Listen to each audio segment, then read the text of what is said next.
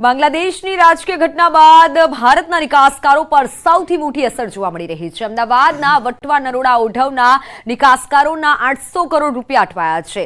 Bangladesh processing ઉદ્યોગને reactive dice supply કરનારાઓના 800 થી 1000 કરોડ ફસાઈ ગયા હોવાનું સ્વીકાર્યું છે। ભારતમાંથી બાંગ્લાદેશમાં રિએક્ટિવ ડાયવર્ઝનની નિકાસ 2500 કરોડથી પણ વધુ કરાય છે।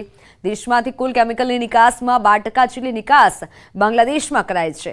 તો સામાન્ય રીતે 90 દિવસની એલસી પર પેમેન્ટ આવતું થતું હોય છે, પરંતુ બાંગ્લાદેશની રાજકીય અસ્થિરતાના પરિણામે પેમેન્ટ અટવાયા છે। જોકે ઉદ્યોગકારોને આશા છે કે આગામી દિવસોમાં ફરીથી વેપાર શરૂ થઈ જશે।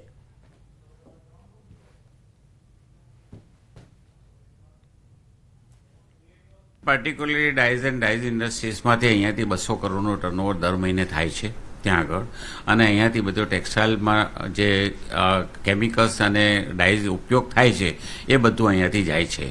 એટલે ટેક્સટાઇલ ઇન્ડસ્ટ્રી જે એક ત્યાંનું બહુ મોટું એક્સપોર્ટ છે બાંગ્લાદેશનું, તો એના હિસાબે એની અસર એમને ટેક્સટાઇલ ઇન્ડસ્ટ્રી ઉપર પડે એટલા માટે અહીંયાથી આ જાય છે। હાલ આપણે લગભગ ડાયસ્ટપમાંથી રિએક્ટિવ ડાઈઝ વધારે એક્સપોર્ટ આપણે કરી રહ્યા છીએ બાંગ્લાદેશની અંદર। સ્થગિત થશે પણ અટવાશે નહીં, એટલે પૈસા લગભગ 8 થી 10,000 કરોડ 800 થી 1000 કરોડ રૂપિયાનો વેપાર જે ખરો એમાં ડિલે થશે, પણ પૈસા અટવાશે નહીં આપણા। રહી વાત ઓગસ્ટ મહિનાના ઓર્ડરની, તો પાર્ટી સાથે આજે સવારે જ મારે વાત થઈ છે। ઓફિસો ઓપન થઈ ગયેલી છે, બેન્કો પણ ખુલી ગયેલી છે। આમ પબ્લિક માટે હરવા ફરવાનું કોઈ તકલીફ નથી ઢાકાની અંદર। ત્યાં ખાલી જે કંઈ બી પોલિટિકલ પાર્ટી છે અવામી લીગ, એને રિલેટેડ જે બી કાર્યકર્તાઓ અને મંત્રીઓ છે એને રિલેટેડ જ પબ્લિકનો રોષ છે। જે લોકોની સુરક્ષા માટે હોય છે, ગંભીર અકસ્માતથી બચાવવા માટે પણ હેલ્મેટ જરૂરી છે, પરંતુ બહુ ઓછા લોકો છે કે જે પોતાની સુરક્ષા માટે હેલ્મેટ પહેરી અને સ્કૂટર ચલાવે છે।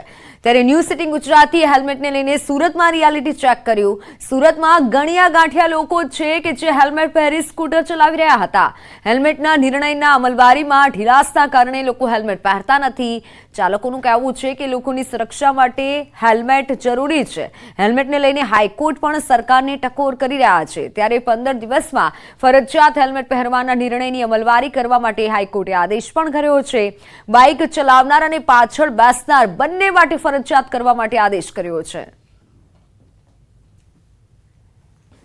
હેલ્મેટના કાયદાને લઈને ફરી હાઈકોર્ટે કાયદો કડકપણે અમલ થાય તેવી સૂચના આપી છે। ત્યારે સુરતના લોકોનો શું મિજાજ છે, હેલ્મેટને લઈને લોકોનું શું કહેવું છે, તેની સાથે વાત કરીએ। સારો ખરાબ કે સારો છે નિયમ, સેફટી માટે જ છે, કડકપણે અમલીની વાત છે। હવે 100% સારી વસ્તુ છે, કારણ કે એક્સિડન્ટ્સમાં it is very beneficial. Helmet પહેરવી જ જોઈએ, પહેરવી જોઈએ। આગળ જોડે પાછળ બેસેલા બી બંને, કારણ કે બંને માણસ જ છે। બિલકુલ સુરતના લોકોનું માનવું છે કે હેલ્મેટ પહેરવો જોઈએ, કાયદો સારો છે, પણ સુરતના લોકો તેના નિયમો નથી પાડતા।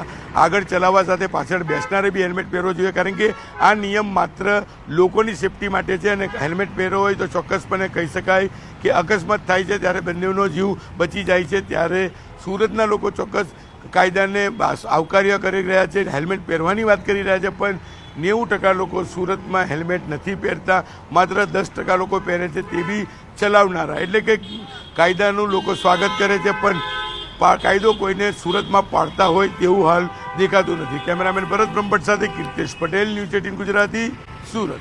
ગુજરાત હાઈકોર્ટના સખત વલણ બાદ પણ વાહન ચાલકો નિયમોનું પાલન નથી કરી રહ્યા। રાજકોટમાં શહેરમાં હજુ પણ હેલ્મેટના નિયમની એસી કી તેસી જોવા મળી। અમારા સંવાદદાતા કેટલાક 2 વ્હીલર ચાલકોને કેમેરામાં કેદ કર્યા છે, જેઓ હેલ્મેટ ના પહેરવાના અલગ અલગ કારણો બતાવી રહ્યા હતા, તો કેટલાક કાયદાના પાઠ ભણાવતા પણ નજરે પડ્યા।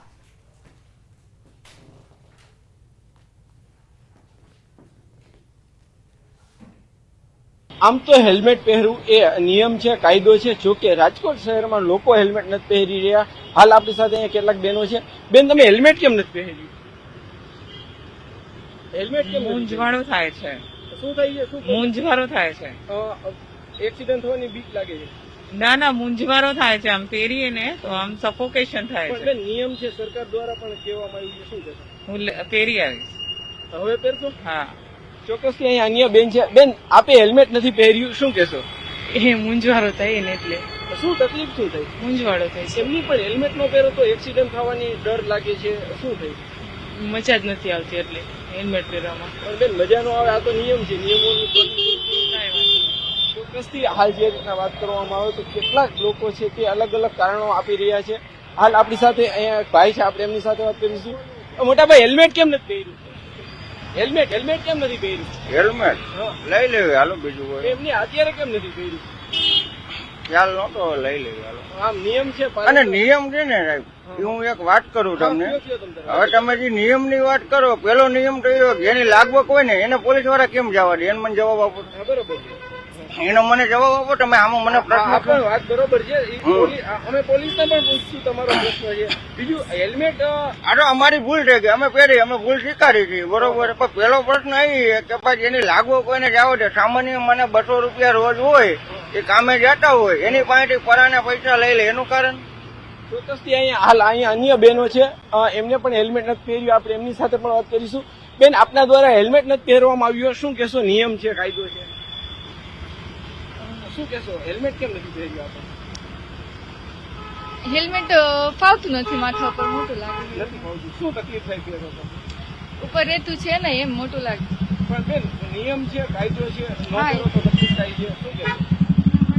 ચોક્કસથી જે રીતના અહીંયા લોકો છે તે અલગ અલગ બહાનાઓ બતાવી રહ્યા છે, અલગ અલગ કારણો પણ બતાવી રહ્યા છે.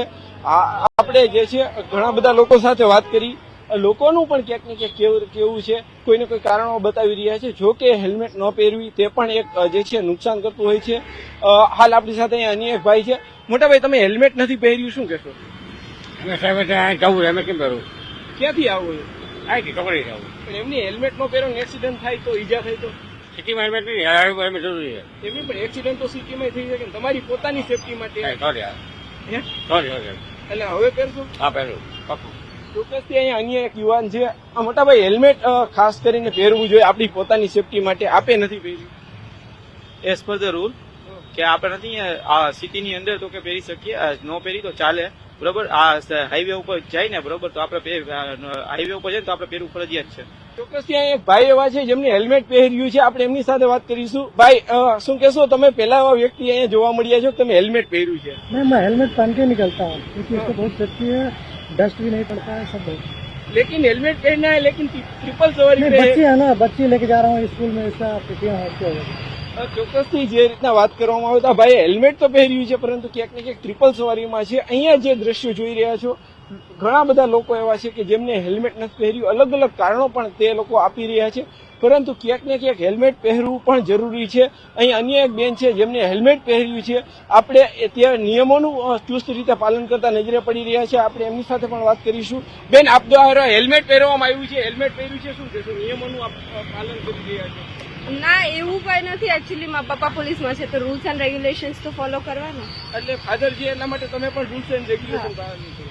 ચોક્કસથી આ એક પોલીસ પરિવાર છે અને જે રૂલ્સ અને રેગ્યુલેશનનું પાલન કરી રહ્યા છે. જો કે અહીંયા અલગ અલગ લોકો જોવા મળ્યા છે જેઓ અલગ અલગ નિયમો જે છે કારણો બતાવી રહ્યા છે. કેટલાક લોકો બહાના પણ બતાવી રહ્યા છે, પરંતુ ક્યાંક ને ક્યાંક હેલ્મેટ પહેરવું ખૂબ જ જરૂરી છે. જે તે વ્યક્તિની સફળતા માટે, પોતાની સેફટી માટે હેલ્મેટ પહેરવું ખૂબ જરૂરી હોય છે, પરંતુ લોકો છે હેલ્મેટ નથી પહેરી રહ્યા. હેલ્મેટ ન પહેરવા પાછળના અનેક બહાના પણ બતાવી રહ્યા છે. કેમેરામેન કેવી નિમોદ સાથે હાર્દિક જોશી, ન્યૂઝ 18 ગુજરાતી, રાજકોટ. લઈને આરોગ્ય તંત્ર સતર્ક છે. સુરતમાં વિવિધ દુકાનોમાં દરોડા પાડવામાં આવ્યા. 9 ઝોનમાં અલગ અલગ ટીમો દ્વારા તપાસ કરવામાં આવી રહી છે. શંકાસ્પદ વસ્તુના સેમ્પલ લેવાયા. સેમ્પલ લેબ ટેસ્ટિંગ માટે મોકલાયા છે. ભેળસેળ જણાશે તો કાયદેસરની કાર્યવાહી થશે જ તેવું કહેવામાં આવ્યું છે. ભેળસેળ જો હશે તો કાર્યવાહી કરવામાં આવશે. શ્રાવણ મહિનાની શરૂઆત થતાની સાથે જ ફરાળી વસ્તુઓની બજારમાં માંગ હોય છે અને આ તમામ વસ્તુઓની માંગ વચ્ચે વેપારીઓ ભેળસેળ કરતા હોવાની ફરિયાદ આરોગ્ય વિભાગને મળતી હોય છે. ત્યારે કહી શકાય છે કે સુરત આરોગ્ય વિભાગની અલગ અલગ ઝોનમાં ટીમો દ્વારા આજે સેમ્પલ અથવા કંઈ દરોડાની કામગીરી કરવામાં આવી રહી છે. આપણી સાથે આરોગ્ય અધિકારી જગદીશભાઈ સાળુંકે જો સીધા વાત કરીએ. સાળુંકે સાહેબ, શાના માટે રેડ આજે? Deputy commissioner Shri health and hospital અને આરોગ્ય અધિકારી શ્રીની સીધી સૂચના હેઠળ સુરત મહાનગરપાલિકાના ફૂડ વિભાગના ફૂડ સેફ્ટી ઓફિસરો દ્વારા આગામી શ્રાવણ મહિના તેમજ તહેવારો નિમિત્તે ફરાળી લોટનું વપરાશ વધુ થતો હોય છે.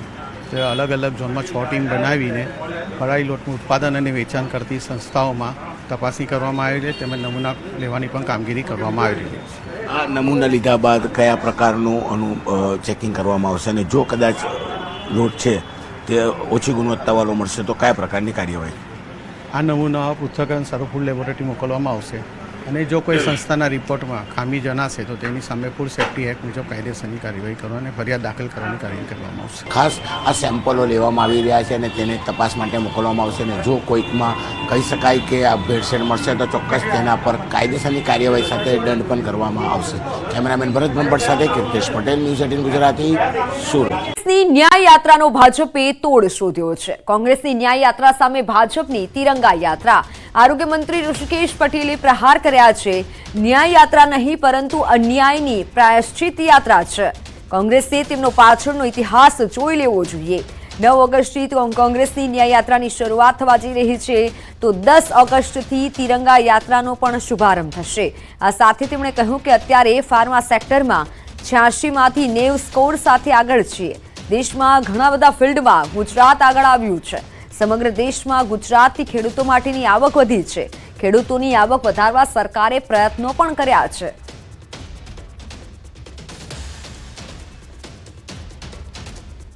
ની અંદર કોંગ્રેસના શાસનનો તમામ તમે સરવાળો કરો તો ક્યાંય દેશમાં એનું સ્થાન નહોતું. આજે દેશમાં એટલા બધા સેક્ટરોમાં, એટલા બધા ફિલ્ડની અંદર આજે આગળ આવી રહ્યું છે ગુજરાત.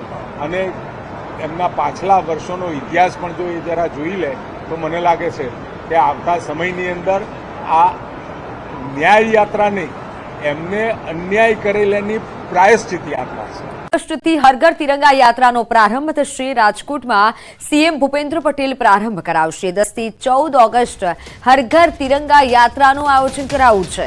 રાષ્ટ્રીય અધ્યક્ષ જેપી નડ્ડા પણ આ યાત્રામાં જોડાઈ શકે છે.